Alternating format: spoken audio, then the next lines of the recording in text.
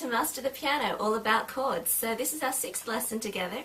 In this lesson we're going to take things a little bit further and learn all about the dominant 7th chord and why it's so important for endings in particular and to create nice stepping stones in between melodies. So stick around, I hope you enjoy. Okay, so here we are at lesson 6. We're going to be learning about dominant 7th chords. First of all, let's have a look at what a dominant chord is again. So let's say I'm in the key of C major. It's always easiest to work off C major. The dominant chord belonged to our primary chords. It was the 5th note. So 1, 2, 3, 4, 5. The dominant chord began on the G and I put down the chord. To make a dominant 7th, which is usually shown by a V with a 7 or a V7TH in superscript, I'm going to take my 5th finger and put it onto the F. So this means I'm using the 7th note of G. So 1, 2, 3, 4, 5, 6, 7. But as you know, G major has F sharp. Okay, we're not worried about that right now because my original key was C major. Again, think of keys within keys. So C major has got no sharps and no flats. So I'm going to take the 5th note, the 7th note, my 2nd note, and then the 4th to make the dominant 7th. So this is enriched, so we have an extra harmony note, we've got an extra 3rd at the top, and this makes it particularly useful at endings because as you can see, this top note is actually the 4th note of my original key. So from C major, 1, 2, 3, 4, this is my 4th note. That means for an ending chord, I've got my 4th and my 5th, and I can resolve that very nicely to my C major tonic chord. So let's have a look at the music, and we're going to go through all the different scales and all the different dominant 7ths. So let's just do this in the right hand so you get a little bit more confident. C major scale, 1, 2, 3, thumb under, 1, 2, 3, 4, 5. So that was a scale. Go back and play the tonic chord now, C, E, G. Count up 5 notes, or you can just push your thumb to where your 5th finger is, and then play the chord. This is your dominant chord. Now rearrange your fingers so you've got 1, 2 on the B, 3 on the D, 5 on the F. Dominant 7th. That was pretty simple. Now we're going to look at D major, which has 2 sharps, F sharp and C sharp.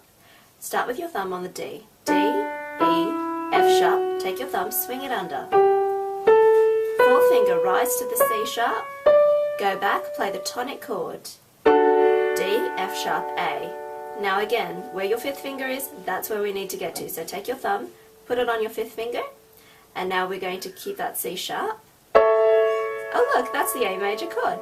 So this is your dominant chord in D major, and then to make it a dominant 7th, change your fingers. 1, 2, 3, extend your 5th finger to the G now. Okay, so that's your D major dominant chord. E major, here we go. Start with the E, F sharp, G sharp, take your thumb, put it under onto the A, B, C sharp, D sharp, E. As you can see, we're going in order of the keys, not the key signatures. Go back to your tonic note and build a chord. Your primary tonic chord. Take your 5th finger, here we go, B, D sharp, and F sharp. If this is uncomfortable, you can use your 2nd and your 3rd finger. So this is your dominant. And to make it a dominant 7th, extend your 5th finger to include the 3rd above. That's E major. Okay. To do F major, we're going to start with the F, F, G, A, 4th finger goes on the B flat. Take your thumb, put it onto the C, D, E, F. Don't worry that this one does not include your 5th finger. It's an odd scale. And then what we do is we play the tonic chord, F, A, C. 5th finger, that's where you begin your new chord, C, E, G, dominant chord, extend your fingers, change them around to do your dominant 7th. Now what we're going to have to do is put down the B flat here, because as you remember, F major had the B flat.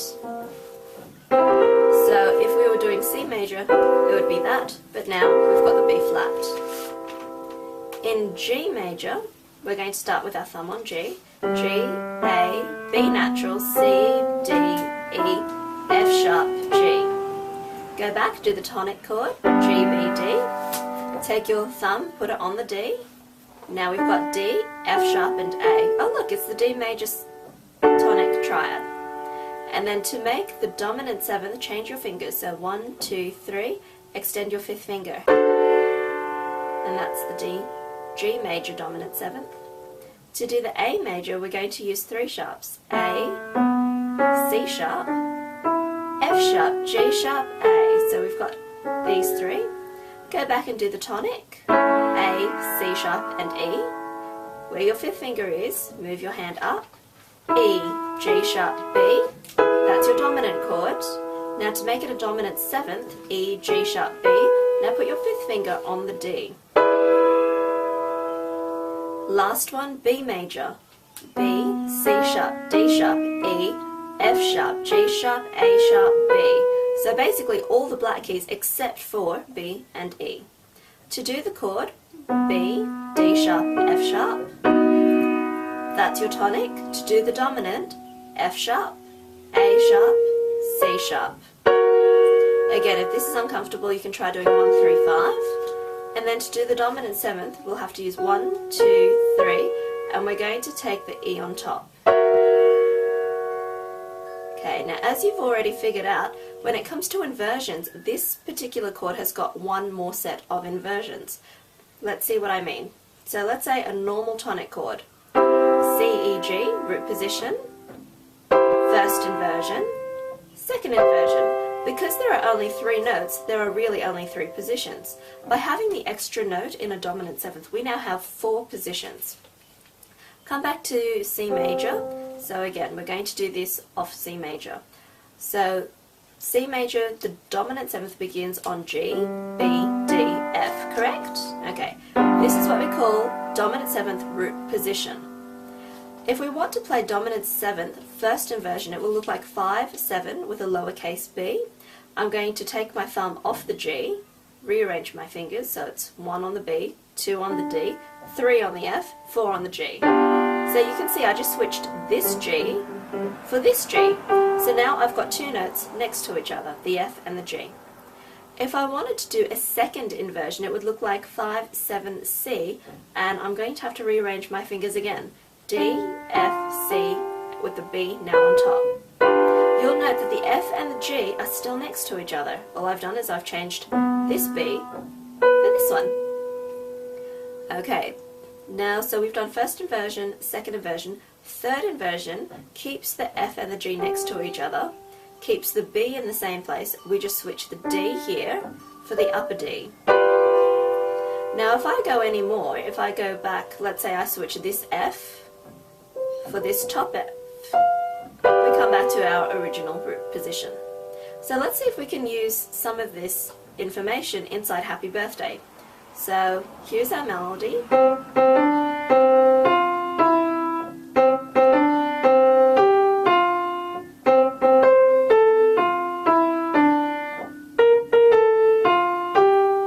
The best place to put this dominant 7th, I think, would be at the end, using it in place of our traditional cadence chord. So where we see the G, the second last note, I'm going to put down C, E, G, and B flat. And then resolve it to that F major chord. Let's see how that sounds. Tonic, secondary.